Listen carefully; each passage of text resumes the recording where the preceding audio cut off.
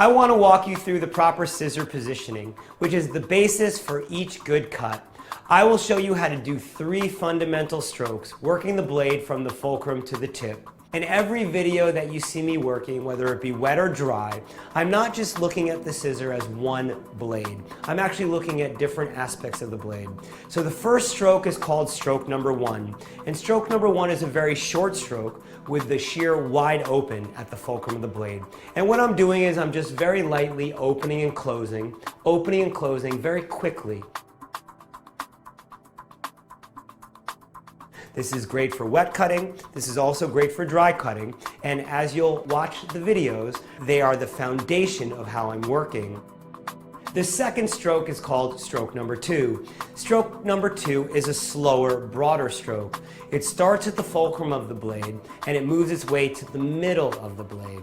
So as you can see here, the shears are wide open and then closing slowly and carefully.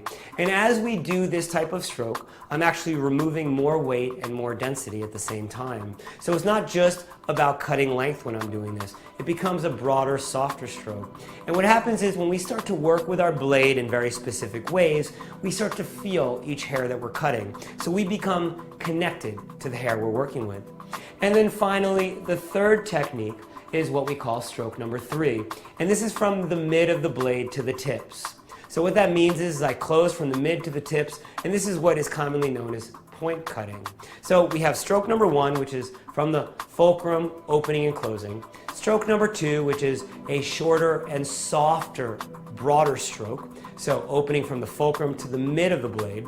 And then finally from the mid to the tips, which we call stroke number 3. So throughout the entire video series, you're going to see me working with 1, 2, or 3 of these strokes within a haircut. Focus on practicing this so that that bottom blade remains stationary, and that way you will be able to control your shears, and by controlling your shears, you'll be able to control the haircut.